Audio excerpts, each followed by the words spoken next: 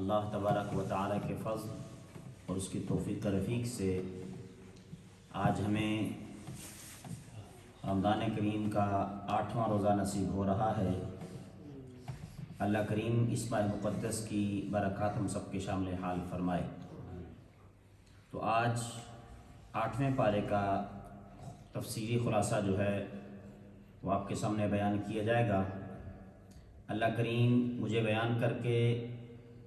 آپ کو سماعت کر کے ہم سب کو اس پر عمل کرنے کی توفیق عطا فرمائے۔ جیسا کہ پچھلی آیات کے اندر، پچھلی صورتوں کے اندر بھی اس بات کو بار بار ریپیٹ کیا گیا کہ کفار حضور اکرم صلی اللہ تعالی علیہ وسلم سے طرح طرح کے مطالبات کیا کرتے تھے کہ آپ یہ کام کر دیں تو ہم ایمان لے آئیں گے، اگر ایسا ہو جائے تو ہم ایمان لے آئیں گے، اگر یوں ہو جائے تو ہم ایمان لے آئیں گے۔ اسی طرح جب فرشتے ہمارے پاس اتر کر آئیں اور ہمارے مرے ہوئے لوگ زندہ ہو کر آئیں، یا برزخ اور آخرت کے بارے میں جو باتیں آپ ہمیں بتاتے ہیں وہ آپ کے ان دعووں کی تصدیق کریں تو پھر ہم ایمان لے آئیں گے۔ یعنی ایسے مطالبات ایک مرتبہ نہیں، کئی مرتبہ آپ علیہ الصلاۃ والسلام سے کیے گئے، اور دیگر انبیاء علیہ السلام سے بھی اسی طرح کے مطالبات کیے گئے، اور جب اللہ کریم جل جلالہ نے ان مطالبات کو پورا کیا تو پھر بھی وہ ایمان نہیں لائے۔ تو 8ویں پارے کا آغاز انہی باتوں سے ہو رہا ہے کہ یہ ساری کی ساری باتیں جہل پر مبنی ہیں اور انکار حق کے لیے محض بہانے بازی ہے۔ یعنی ہم نے اسلام قبول نہیں کرنا، ایمان لانا نہیں ہے، تو پھر وہ ایسے مطالبات کرتے جو کہ ناجائز مطالبات ہوتے اور ان کا حقیقت کے ساتھ کوئی تعلق نہ ہوتا۔ اللہ تبارک و تعالیٰ نے فرمایا کہ اگر ہم ان کے مطالبات پورے بھی کر دیں پھر بھی یہ ایمان لانے والے نہیں ہیں۔ آیت نمبر 112 کے اندر رسول اللہ صلی اللہ تعالی علیہ وسلم کو تسلی دیتے ہوئے اللہ تبارک و تعالیٰ فرما رہا ہے، اور اسی طرح ہم نے ہر نبی کے لیے شیطان انسانوں اور جنوں کو دشمن بنایا، جو لوگوں کو دھوکے میں ڈالنے کے لیے ایک دوسرے کو خوشنما باتیں القاء کرتے ہیں۔ یعنی ہر نبی کے لیے شیطان، انسانوں اور جن یہ سارے کے سارے دشمن بنتے رہے ہیں، اور پھر وہ نبیوں کی دشمنی کرتے رہے ہیں، لیکن اللہ نے فرمایا کہ وہ اس لیے کرتے ہیں تاکہ منکرین آخرت کے دلوں کو اپنے طرف مائل کر لیں۔ ایک تو نبی کی دشمنی، ایک جو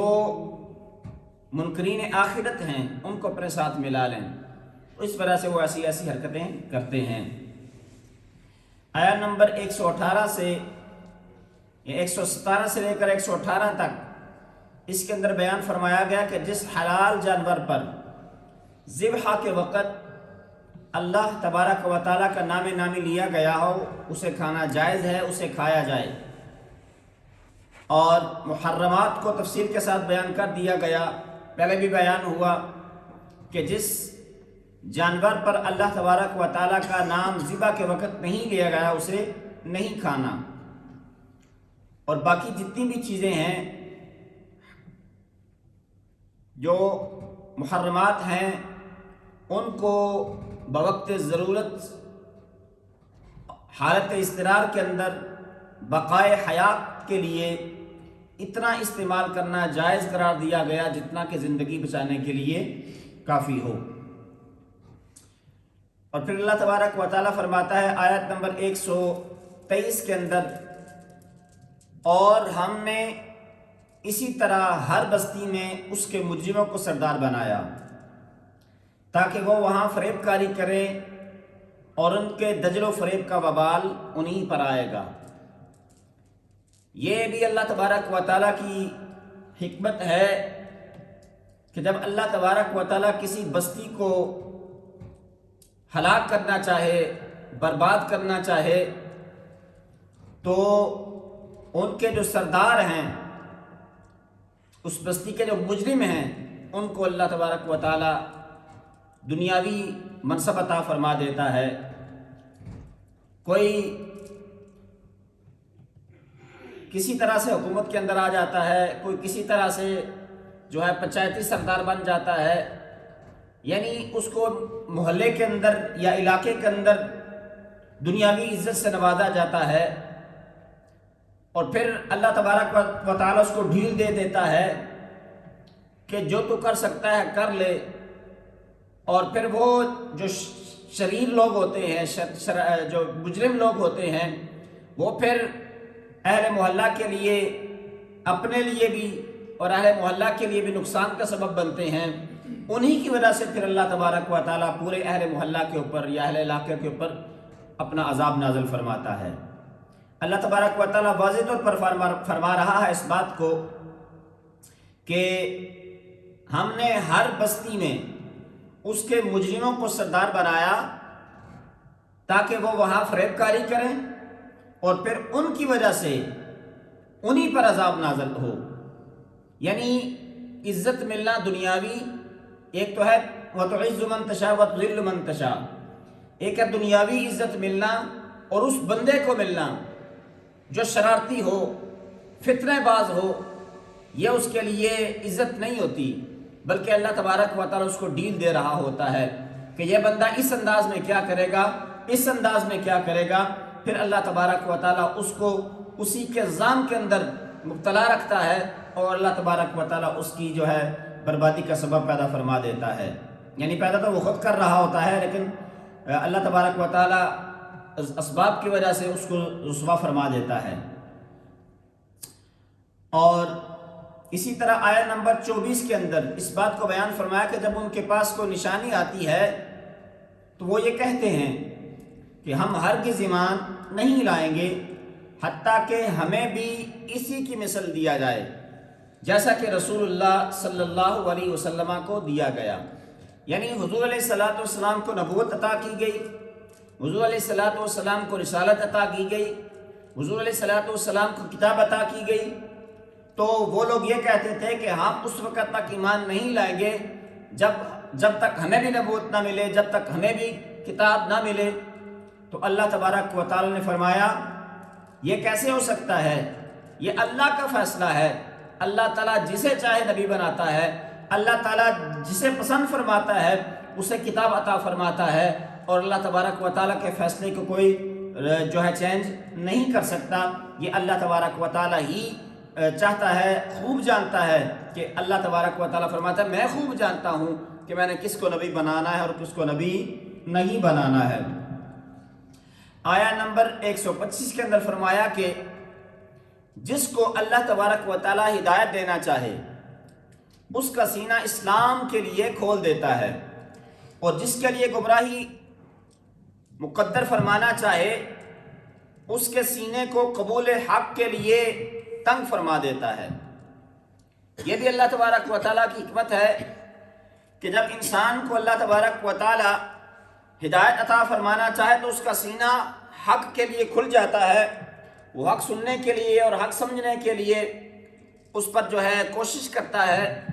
اور اللہ تبارک و تعالیٰ اس کو یہ ہمت اور توفیق عطا فرماتا ہے کہ حق اس کے دل میں داخل ہو جاتا ہے۔ لیکن اگر اللہ تبارک و تعالیٰ کسی کو رسوا کرنا چاہے تو اللہ تبارک و تعالیٰ اس کے دل کو، اس کے سینے کو دین اسلام کی سمجھ سے دور فرما دیتا ہے، اس کے دل میں حق داخل ہی نہیں ہوتا، جتنا مرضی بندہ کوشش کر لے تو اللہ تبارک و تعالیٰ نے چونکہ اس کا سینہ بند کر دیا ہے، گمراہی اس کے مقدر میں لکھ دی گئی ہے، اب اس کو جتنا بھی سمجھایا جائے، قرآن کی آیتیں پڑھ پڑھ سنائی جائیں، جو بھی اس کو سنایا جائے اس کو اثر نہیں ہوگا، وہ کسی بھی صورت میں حق کو ماننے کے لیے راضی نہیں ہوگا، کیونکہ اللہ تبارک و تعالیٰ نے جو ہے اس کا دل بند کر دیا ہے، اس کے اندر حق داخل نہیں ہو سکتا۔ آیت نمبر 130 اور 131 کے اندر اتمام حجت کے لیے فرمایا، اے جنات اور انسانوں کے گروہ، کیا تمہارے پاس رسول نہیں آئے تھے جو تم پر میری آیات بیان کرتے تھے اور تمہیں اس یعنی قیامت کے دن کی ملاقات سے ڈراتے تھے؟ وہ کہیں گے ہاں ہاں، ہم خود اپنے خلاف گواہی دیتے ہیں، اور انہیں دنیا کی زندگی نے فریب میں مبتلا کر رکھا، اور یہ گواہی اسی وجہ سے دی گئی کہ آپ کا رب بستیوں کو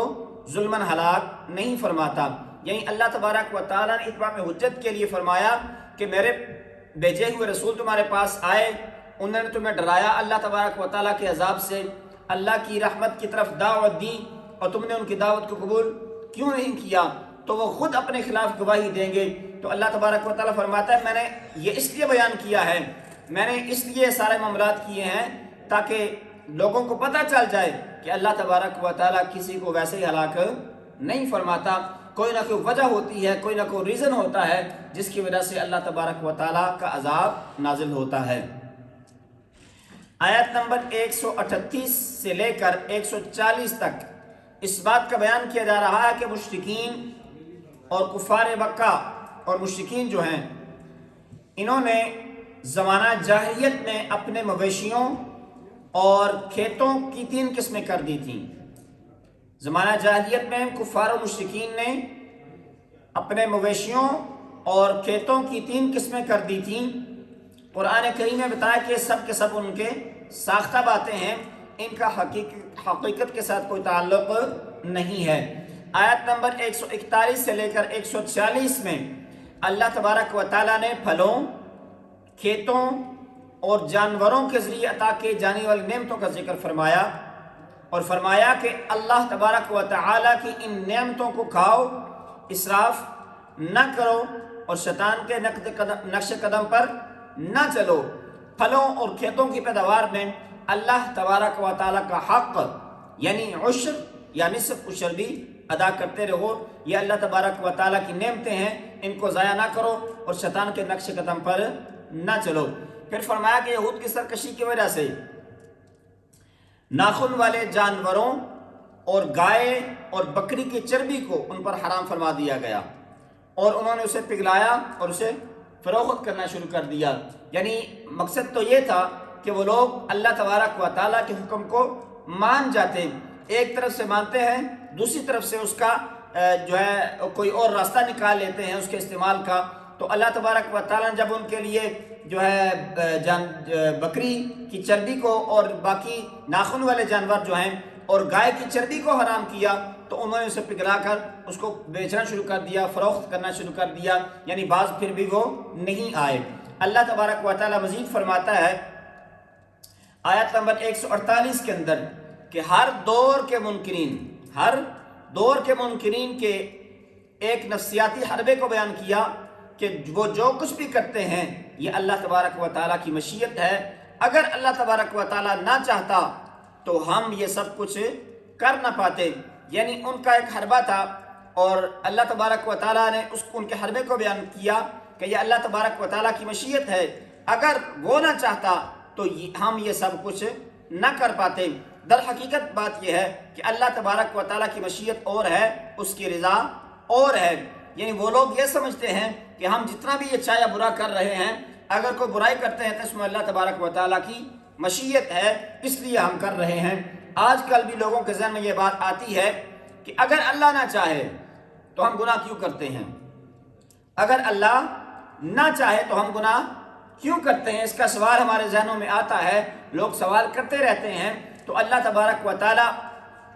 کی مشیت اور اللہ تبارک و تعالیٰ کی رضا کیا ہے، اس مسئلے کو ذرا سمجھ لیجئے۔ حقیقت یہ ہے کہ اللہ تبارک و تعالیٰ کی مشیت اور ہے اور اس کی رضا اور ہے۔ ایک ہے اللہ کی مشیت، ایک ہے اللہ کی رضا۔ مثال کے طور پر مجرم کو سزا دینا اللہ تبارک و تعالیٰ کی مشیت ہے، مجرم کو سزا دینا اللہ تبارک و تعالیٰ کی مشیت ہے، لیکن اس کی رضا اس میں ہے کہ کوئی بندہ اس کی نافرمانی ہی نہ کرے۔ رضا اس کی یہ ہے کہ بندہ گناہ نہ کرے، برائی نہ کرے، اللہ تبارک و تعالیٰ کی نافرمانی نہ کرے۔ لیکن جب بندہ گناہ کرتا ہے، نافرمانی کرتا ہے، اب اس کی مشیت ہے کہ اللہ تبارک و تعالیٰ اس کو سزا دے، تاکہ لوگوں کو پتہ چلے کہ اپنے رب کی نافرمانی کرنے کا کیا نتیجہ ہوتا ہے۔ اللہ تبارک و تعالیٰ یہاں تک فرماتا ہے کہ اگر سب کو جبری طور پر اطاعت کے راستے پر ڈالنا مقصود ہو تو اللہ تبارک و تعالیٰ کی مشیت ہوتی تو کسی کی مجال نہ تھی کہ اس کی حکم عدولی کرے۔ یعنی اگر اللہ تبارک و تعالیٰ یہ چاہتا کہ سارے کے سارے میرے تابعدار بن جائیں، کوئی بندہ میرا نافرمان نہ بنے، تو اللہ تبارک و تعالیٰ ایسا کرنے پر قادر ہے، ایسا اللہ تبارک و تعالیٰ کر سکتا ہے، لیکن اللہ تبارک و تعالیٰ نے ایسا نہیں کیا، اور نہ ہی اللہ تبارک و تعالیٰ کو ایسا کرنے سے کوئی روک سکتا ہے۔ یہ اللہ تبارک و تعالیٰ کی اگر مشیت ہو تو پھر جو ہے یہ سلسلہ رکنے والا نہیں ہے۔ اسی طرح آیا نمبر 151 سے لے کر 160 تک اللہ تبارک و تعالیٰ نے اس بات کو بیان فرمایا کہ اللہ کے ساتھ کسی کو شریک نہ ٹھہراؤ، والدین کے ساتھ حسن سلوک کرو، تنگ دستی کے خوف سے اولاد کو قتل نہ کرو، ظاہر اور چھپ کر فحاشی سے اجتناب کرو، قتل ناحق نہ کرو، یتیم کا مال ناجائز طریقے سے نہ کھاؤ، لین دین میں ناپ تو جو ہے اس کو پورا کرو، بلا تمیز سب کے ساتھ انصاف کرو، اور اللہ تبارک و تعالیٰ سے کیے ہوئے وعدے کی پاسداری کرو۔ یعنی 9 چیزیں اللہ تبارک و تعالیٰ نے بیان فرمائیں جو معاشرتی لحاظ سے بہت اہم چیزیں ہیں، یعنی احکام دین اور اسلام کی تعلیمات کا خلاصہ ہیں اور لب لباب ہیں۔ میں دوبارہ رپیٹ کر دیتا ہوں کہ اللہ کے ساتھ کسی کو شریک نہ ٹھہراؤ، اسی طرح والدین کے ساتھ حسن سلوک کریں، یہ بھی معاشرے کی ایک بہتری کے لیے ضروری ہے۔ تنگ دستی کے خوف سے اولادوں کو قتل نہ کرو، چھپ کر یہ ظاہر طور پر ہر صورت میں جو ہے برائی سے اور فحاشی سے محفوظ رکھو، اپنے آپ کو اجتناب کرو، اور کسی کو ناحق قتل نہ کرو، یتیم کا مال ناجائز طریقے سے نہ کھاؤ، لین دین میں ناپ تول کے پورا کرو، بلا تمیز سب کے ساتھ انصاف کرو، اور اللہ تبارک و تعالیٰ سے کیے ہوئے وعدے کی پابندی کرو۔ یہ 9 شرعی احکام ہیں جو دین اسلام کی تعلیمات کا خلاصہ اور دین اسلام کی تعلیمات کا لب لباب ہیں۔ باقی تمام شرعی احکام انہی پر منحصر ہیں۔ اگر انسان اللہ تبارک و تعالیٰ کے ان احکامات کو پورا کرے تو وہ اللہ تبارک و تعالیٰ یعنی حقوق العباد، اللہ تبارک و تعالیٰ کے حقوق جو ہیں حقوق اللہ، ان کو بھی پورا کر رہا ہوتا ہے، اور ساتھ ساتھ حقوق العباد اور معاشرے کے جتنے بھی حقوق ہیں ان کو بھی اللہ تبارک و تعالیٰ کے فضل سے وہ پورا کر رہا ہوتا ہے۔ یعنی پورے دینی احکام جو ہیں انہی پر انحصار کرتے ہیں اور انہی پر منحصر ہیں۔ اس لیے اللہ تبارک و تعالیٰ نے فرمایا کہ سیدھا راستہ ہے، فرقہ بندی چھوڑ کر اس کی پیروی کرو اور کتاب الہی کے احکامات کو ملحوظ رکھو۔ آیت نمبر 162 کے اندر حقیقت ایمان اور مسلمان کی مقصد حیات کو بیان فرماتے ہوئے فرمایا، اے میرے محبوب علیہ السلام یہ اعلان فرما دیجئے، ان صلاتی و نسکی و محیای و مماتی للہ رب العالمین، کیا محبوب فرما دیجئے کہ میری نماز، میری قربانی، میری زندگی اور میری موت سب کچھ اللہ رب العالمین کے لیے ہے۔ یعنی انسان کی زندگی کا مقصد اور انسان کی زندگی کی حقیقت کیا ہے، حقیقت ایمان کیا ہے، اس کو اللہ تبارک و تعالیٰ نے اس انداز سے محبوب کریم صلی اللہ تعالی علیہ وسلم کی زبان باکمال سے اس کا اعلان فرمایا، اور پھر اسی کے ساتھ فرمایا کہ اس کا کوئی شریک نہیں ہے، اور مجھے یہی حکم دیا گیا ہے اور میں سب سے پہلا مسلمان ہوں۔ یہ رسول اللہ صلی اللہ تعالی علیہ وسلم کو فرمایا گیا کہ آپ اپنی امت کے اندر یہ اعلان فرمائیں۔ آیت نمبر 165 کے اندر یہ ارشاد فرمایا گیا کہ درجات اور مراتب کے اندر فرق جو ہوتا ہے یہ صرف اور صرف آزمائش کے لیے ہوتا ہے کہ کون مال اور رزق کی فراوانی کے باوجود اللہ تبارک و تعالیٰ کی فرما برداری کرتا ہے، اور کون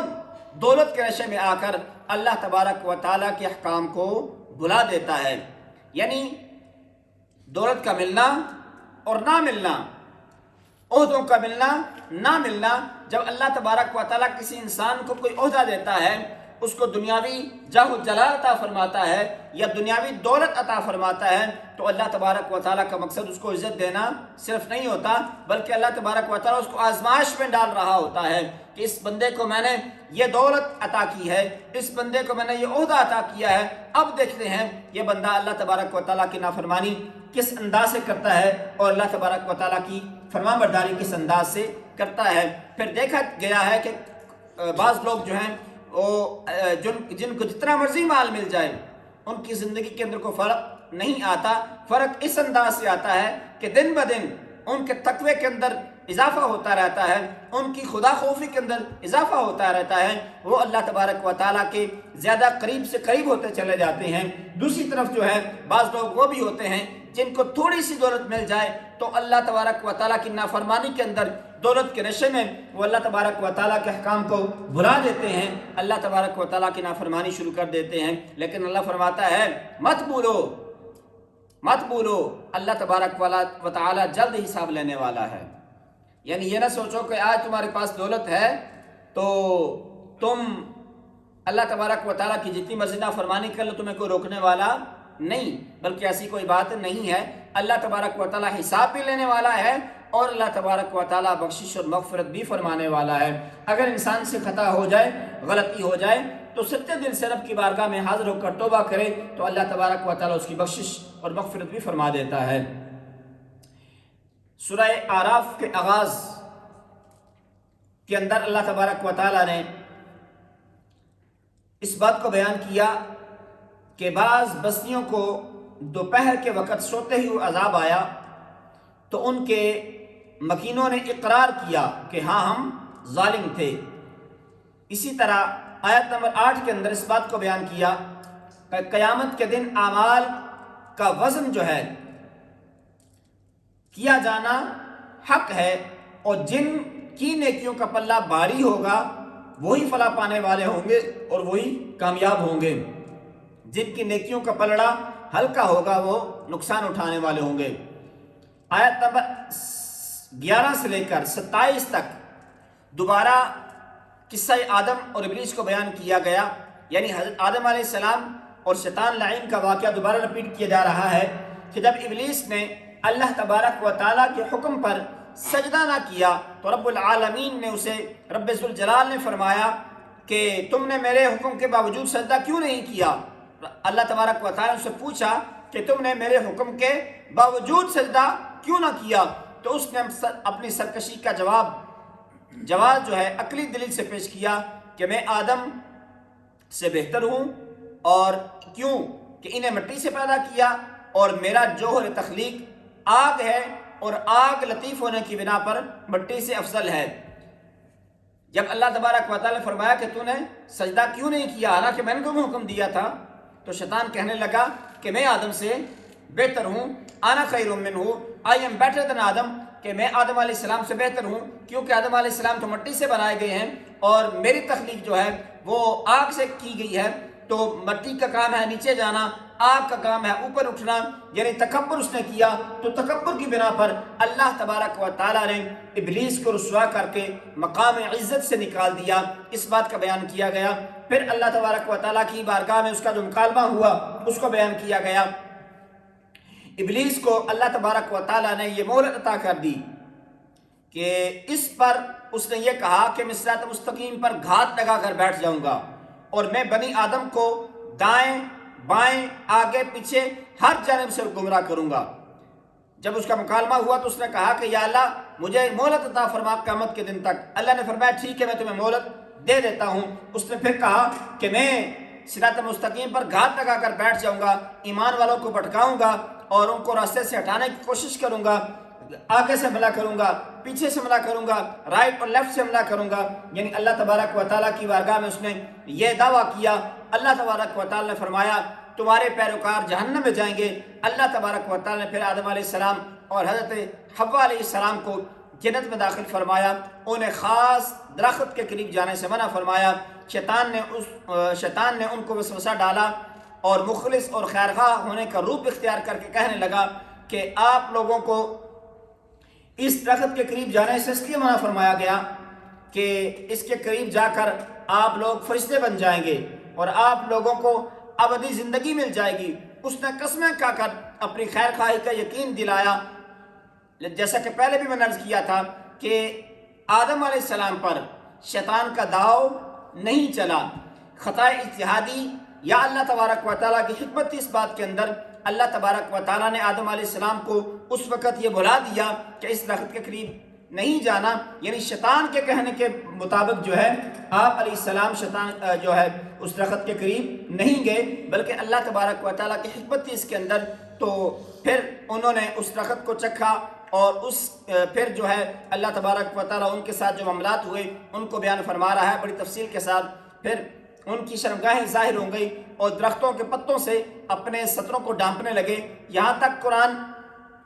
یہ بھی بتا رہا ہے کہ شیطان کا مقصد ان کے سطر کو بھی حجاب کرنا تھا۔ اپنی اجتہادی خطا کا احساس ہونے پر آدم علیہ السلام نے اللہ تبارک و تعالیٰ سے توبہ کی اور ان کی توبہ کے کلمات کو اللہ تبارک و تعالیٰ نے قرآن کریم کی طرح بیان فرمایا کہ کس انداز سے انہوں نے عاجز ہو کر اور منکسر ہو کر اللہ تبارک و تعالیٰ کی بارگاہ میں اپنی توبہ کی۔ اللہ تبارک و تعالیٰ نے ان کی توبہ کو قبول فرمایا۔ پھر انہیں جنت سے زمین پر اتارا گیا اور فرمایا ایک مقررہ مدت تک تم نے یہاں رہنا ہے۔ پھر اللہ تبارک و تعالیٰ نے مقصد لباس بیان فرمایا کہ انسان کے جو ہے لباس کا مقصد کیا ہے۔ اللہ تبارک و تعالیٰ فرماتا ہے ہم نے بنی آدم پر لباس اس لیے اتارا کہ ان کی ستر پوشی ہو، اور سامان زینت اور سب سے بہتر لباس تو تقویٰ ہے۔ پھر بنی آدم کو متنبع کیا گیا کہ شیطان کے مکر و فریب میں نہ آئیں، اس کو یہ ملکہ دیا گیا ہے کہ وہ تمہیں ہر جہت سے دیکھ سکتا ہے۔ اور اب یہ جو بیان کیا جا رہا ہے کہ انسان کو چاہیے کہ اچھا لباس اختیار کرے، اور لباس کا مقصد کیا ہے کہ اپنے شرمگاہوں کو ڈھانپنا اور اپنی جو ہے عزت کو اور سنبھال کے رکھنا، اور اس کے اندر جو سطر پوشی کر کے رکھنا، اور سامان زینت جو ہے انسان کی زیب و زینت جو ہے وہ بھی اس لباس کے اندر ہے۔ لیکن اللہ تبارک و تعالیٰ فرماتا ہے وہ لباس التقویٰ ذالک خیر، سب سے بہتر لباس جو ہے وہ تقویٰ ہے۔ انسان نے کپڑے اچھے پہنے ہوں، بڑے خوبصورت ہوں، بڑے مہنگے ہوں، اور لیکن اس کے اندر تقویٰ موجود نہ ہو تو ظاہری طور پر خوبصورت کپڑے پہننے کا کوئی معنی نہیں ہے۔ جب تک دل کے اندر خوف خدا اور محبت رسول یا محبت خدا نہیں ہوگی تو اس وقت تک انسان جتنے مرضی اچھی کپڑے پہنتا رہے، جتنا مرضی قیمتی لباس پہنے، وہ کسی کام کا نہیں ہے۔ یعنی کہ انسان کپڑے پہن کر بھی ننگا ہوتا ہے، یعنی اس کے اندر شرم نہیں ہوتی، حیا نہیں ہوتی، تو پھر اس کے کپڑے پہننے کا کیا مقصد ہے؟ شرم و حیا کا تقاضا یہ ہے کہ انسان اللہ تبارک و تعالیٰ اور اللہ کے رسول صلی اللہ تعالیٰ علیہ وسلم کے احکام کے مطابق زندگی بسر کرے۔ تو پھر انسان چاہے نارمل کپڑوں کے اندر بھی ہوں، یعنی ایسا تو نہیں کہ کپڑے نہ پہنے ہوئے ہوں، کپڑے پہننا تو صدر پوشی کے لیے ہوتا ہے، لیکن اگر انسان سادہ سے لباس کے اندر بھی موجود ہو لیکن تقویٰ اس کے پاس ہو تو اللہ تبارک و تعالیٰ اس کو کئی درجے بلندیاں عطا فرماتا ہے۔ یہ اللہ تبارک و تعالیٰ کو زیادہ پسند ہے۔ اللہ نے فرما دیا وَلِبَاسُ التَّقْوَىٰ ذَٰلِكَ خَيْرٌ، کہ تقوی کا لباس سب سے بہتر لباس ہے۔ یعنی ظاہری طور پر لباس اچھا ہونے کے ساتھ ساتھ انسان کو اندر کا جو ہے تقویٰ بھی، اس کو بھی انسان کو سنوارنا چاہیے، اس کو بھی اچھا کرنا چاہیے۔ آیت نمبر دوسری بات یہ بھی آ گئی کہ اگر انسان نے ایسے کپڑے پہنے ہوں، چاہے مرد ہو یا عورت ہو، کوئی کپڑے پہننے کے باوجود اگر وہ ننگا ہے تو کپڑے پہننے کا مقصد حاصل نہیں ہو رہا۔ مرد کے لیے ناف سے لے کر گھٹنے تک، یعنی گھٹنوں سمیت اور ناف سمیت اس کو چھپانا فرض ہے۔ اگر مجبوری کی حالت میں اگر یہ چیزیں کھلی رہ جائیں تو اس میں گنجائش ہے، لیکن اگر کوئی مجبوری نہ ہو تو پھر ان چیزوں کا، ان اعضاء کا شو کرنا ان کو جو ہے پردہ نہ کر کے رکھنا یہ جائز نہیں ہے بلکہ حرام ہے۔ عورت کے لیے ہاتھ، پاؤں اور چہرے کے علاوہ، ہاتھ، پاؤں اور چہرے کے علاوہ باقی سارا جسم جو ہے اس کو چھپانا ضروری ہے اور اس کے لیے فرض ہے۔ اس کی تفصیل جو ہے وہ الگ ہے کہ عورت جو ہے اپنے محرم کے سامنے کون کون سی اعضاء کھول سکتی ہے، کون کون سی اعضاء کو غیر پردہ کر سکتی ہے اور کون سی اعضاء کو چھپانا محرم کے لیے بھی ضروری ہے۔ اور غیر محرم کے لیے تو پھر واضح طور پر بیان کر دیا گیا کہ چہرہ، ہاتھ اور پاؤں، اس کے علاوہ سارے کا سارا جسم غیر محرم کے لیے غیر محرم کی نظروں سے چھپانا ضروری ہے۔ اللہ تبارک و تعالی ہماری ماؤں، بہنوں، بیٹیوں کو عزت پردہ عطا فرمائے اور ان کو ان احکامات کے اوپر عمل کرنے کی توفیق عطا فرمائے۔ آیت نمبر 31 اور 32 کے اندر بیان فرمایا کہ اے بنی آدم، ہر عبادت کے وقت لباس زینت کو اختیار کرو اور اسراف سے بچتے ہوئے اللہ تبارک و تعالیٰ کی نعمتوں سے استفادہ کرو۔ پاکیزہ چیزیں خواہ لباس ہو یا خوراک ہو مومن کے لیے حلال ہیں۔ اللہ تبارک و تعالیٰ تو ظاہر اور باطن میں بے حیائی، گناہ، حق سے عدول کو حرام فرمایا ہے۔ یعنی انسان کو اللہ تبارک و تعالیٰ نے زندگی گزارنے کا طریقہ بتا دیا۔ کیا انسان زندگی تو کس انداز سے گزار؟ اللہ نے فرمایا کہ ہر عبادت کے وقت جو ہے لباس زینت کو اختیار کرے۔ یعنی ایسا نہیں ہے کہ بندہ کام کر رہا تھا اور کام کے اوپر گندے کپڑے پہنے ہوئے تھے اور اسی کپڑے کے ساتھ آ کر بندہ نماز پڑھنا شروع کر دے، بلکہ نماز کے لیے، عبادت کے لیے کپڑوں کا اہتمام کرنا چاہیے، کپڑوں کو چینج کرنا چاہیے۔ خوبصورت کپڑے پہن کر اللہ تبارک و تعالیٰ کی بارگاہ میں انسان کو سجدہ ریزی کے لیے آنا چاہیے۔ اور علماء نے اس بات کو بھی مقرر قرار دیا ہے کہ جن کپڑوں کے اوپر جو ہے گندگی لگی ہوتی ہے، گندگی سے مراد یہ نہیں کہ ناپاکی، اگرچہ وہ پاک ہوتی ہیں لیکن دیکھنے والا اس کو بڑے عجیب انداز سے دیکھ رہا ہوتا ہے، اس لیے اللہ تبارک و تعالیٰ کے اس حکم کو بجا لاتے ہوئے، اس حکم کی تفصیل بیان فرماتے ہوئے علماء فرماتے ہیں کہ انسان جب نماز کے لیے آئے اپنے کام سے تو اس کو چاہیے کہ اپنے کپڑے جو ہے صاف ستھرے پہن کر آئے۔ اگر ہم کسی دوست،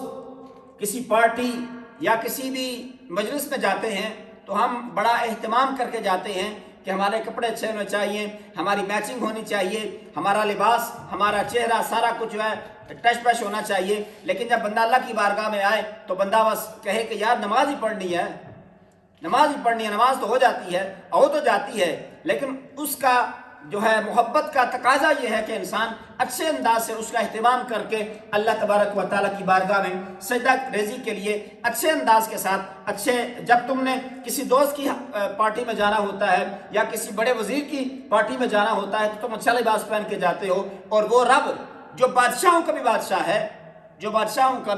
بادشاہ ہے، جو ساری کائنات کا خالق و مالک ہے، جب اس کی بارگاہ میں آنا ہے تو اس کی بارگاہ میں آنے کے لیے بھی انسان کو چاہیے کہ اچھا لباس پہن کر آئے۔ کام والے کپڑوں کے اندر علماء نے فرمایا کہ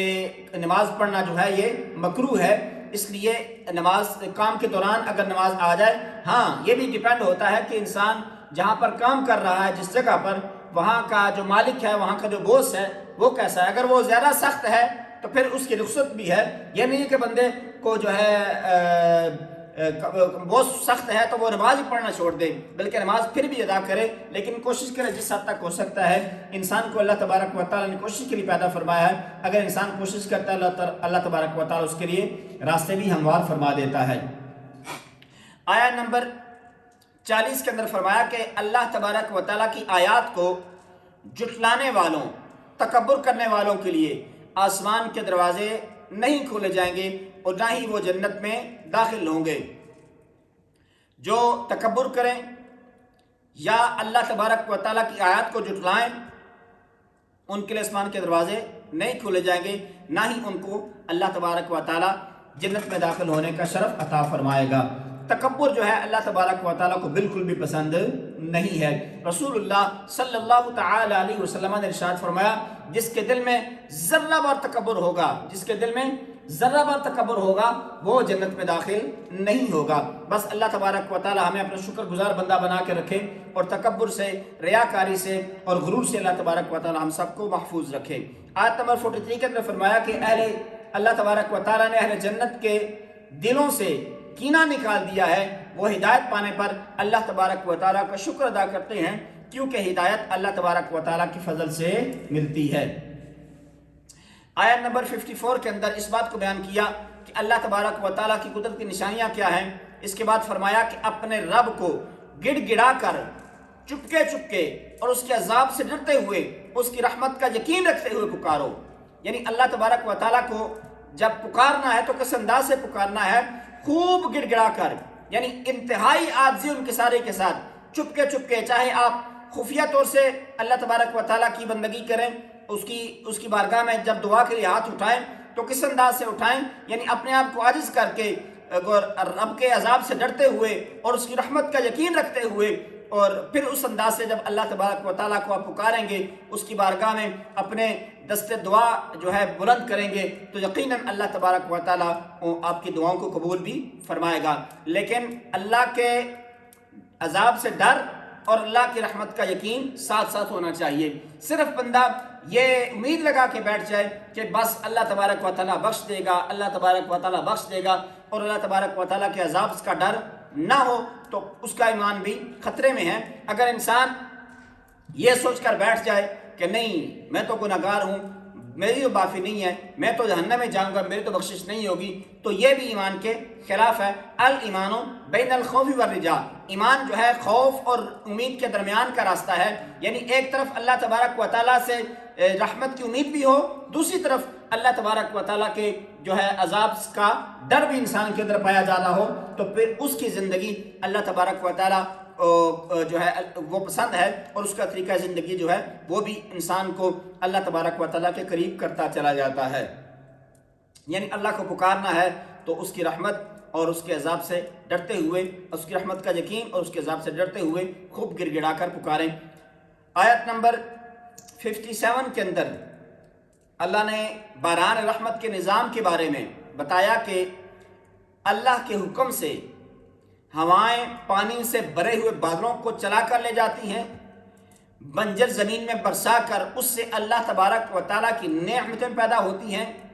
پھر فرمایا کہ اچھی زمین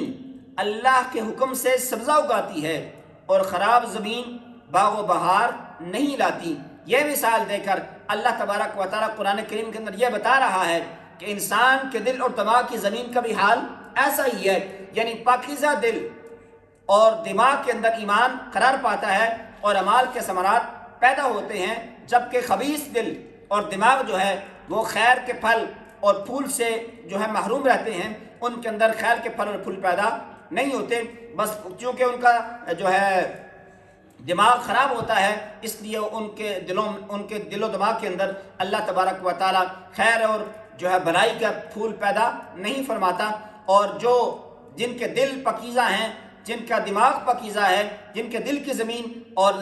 دماغ کی زمین جو ہے پاکیزہ ہے، اللہ تبارک و تعالیٰ ان کے اوپر پھر ایمان بھی ان کو عطا فرماتا ہے۔ پھر ہم ایمان کے جو ہے اس کے اثرات انسان کے اعمال سے نظر آتے ہیں۔ اسی طرح یہ انسان کو اللہ تبارک و تعالیٰ نے مثال دی کہ جب بارش برستی ہے تو بارش تو ایک ہی ہے، لیکن مختلف زمینوں پر برستی ہے تو ہر زمین کے مختلف اثرات ہوتے ہیں۔ اور اسی طرح جب اللہ تبارک و تعالیٰ کی رحمت یا اللہ تبارک و تعالیٰ کی طرف سے ایمان آتا ہے تو ہر انسان کے دل اور دماغ کی کیفیت کو دیکھا جاتا ہے کہ انسان کا دل و دماغ کیسا ہے۔ اگر وہ پوزیٹیو مائنڈ رکھتا ہے تو اللہ تبارک و تعالیٰ کے احکامات کو سن کر اس کے اندر مزید اعمال کا جذبہ پیدا ہوتا ہے، لیکن اگر کوئی اس کا دماغ نیگیٹو ہو یا اس کے دل کی زمین بنجر ہو تو پھر اس کے اندر جذبہ عمل پیدا نہیں ہوتا، ایمان کی روشنی اور ایمان کے جو شاخیں ہیں وہ اس کے اندر پیدا نہیں ہوتی۔ آیت نمبر 59 سے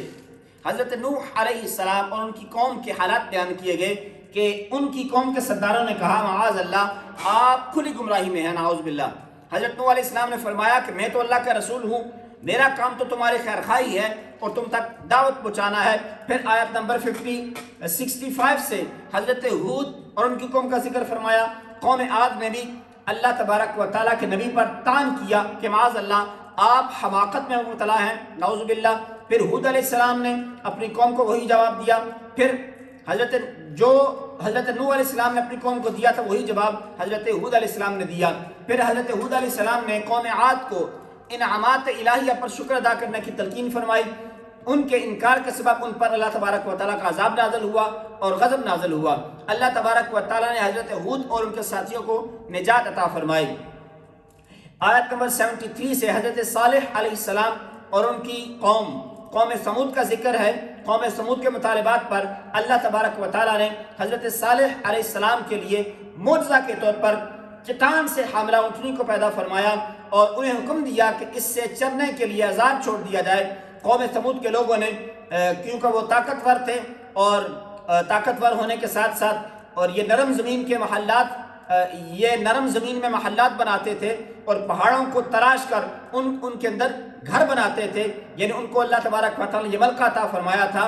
گویا ان کو اپنی طاقت پر بڑا ناز تھا۔ پھر قوم سمود نے اللہ تبارک و تعالیٰ کے حکم کی جب نافرمانی کی اور اونٹنی کی کونچیں کاٹ ڈالی، اللہ تبارک و تعالیٰ نے ان کی سرکشی کی سزا اس طرح دی کہ ان پر رات کو زلزلے کا عذاب آیا اور صبح کو وہ اپنے گھروں میں اوندے منہ پڑے کے پڑے رہ گئے۔ جب اللہ تبارک و تعالیٰ کی نافرمانی کے اندر انسان بڑھ جاتا ہے تو اللہ تبارک و تعالیٰ پھر اپنا عذاب نازل فرماتا ہے۔ آیت نمبر 80 سے حضرت لوط اور ان کی قوم کا ذکر ہے کہ وہ بے حیائی میں اپنے زمانے کے سب لوگوں پر سبقت لے گئے تھے، اپنی جنسی خواہش کو غیر فطری طریقے سے پورا کرتے تھے۔ جب اللہ تبارک و تعالیٰ کے نبی عذاب کا ڈر سناتے تو وہ اسے مذاق بناتے۔ بالآخر اللہ تبارک و تعالیٰ نے ان پر عذاب نازل فرمایا، آسمان سے پتھر برسائے اور اس طرح ان کا نام و نشان دنیا سے مٹ گیا۔ یہاں تک حضرت لوط علیہ السلام کی وہ بیوی جو قوم لوط کی ہم خیال تھی وہ بھی عذاب سے نہ بچ سکی۔ حضرت لوط علیہ السلام اور ان کے ساتھ قبیلے کے چند نیکوکار لوگ ہی محفوظ رہے۔ یعنی یہ کتنی عجیب بات ہے کہ ہم اپنی نفسانی خواہش کے لیے دنیاوی جو امور ہیں ان کو ترجیح دیتے ہیں، اور جو اللہ تبارک و تعالیٰ نے یہ اللہ کے رسول صلی اللہ تعالیٰ علیہ وسلم نے طریقہ ہمیں بتایا ہے ہم اس کی مخالفت کرتے ہیں۔ تو یقیناً اس بات کو بھی یاد رکھنا چاہیے کہ ہم اگر اللہ تبارک و تعالیٰ کی نافرمانی کر رہے ہیں تو اللہ تبارک و تعالیٰ کے عذاب کا بھی انتظار ہمیں کرنا چاہیے، وہ کسی بھی صورت میں اللہ تبارک و تعالیٰ کا عذاب ہو سکتا ہے۔ آیت نمبر 85 کے اندر قوم مدین کا ذکر ہے کہ وہ ناپ تول کے اندر ڈنڈی مارتے اور دوسروں جو ہے ان کو چیزیں کم تول کر دیتے، راستے میں بیٹھ کر اہل ایمان کو ڈراتے اور انہیں راہ راست سے روکتے۔ انہیں بھی کہا گیا کہ فساد فی الارض سے باز آ جاؤ، اس سے پہلے کہ جو سرکش امتیں ہیں ان کا انجام بھی دیکھ لو، تمہارا انجام بھی وہی ہونے والا ہے، لیکن وہ باز نہ آئے۔ اللہ تبارک و تعالیٰ نے ان کے اوپر بھی عذاب نازل فرمایا۔ اللہ کریم کی بارگاہ میں دعا ہے کہ اللہ کریم قرآن پاک کو سمجھنے کی اور اس پر عمل کرنے کی توفیق رفیق عطا فرمائے۔ وما علیہ الا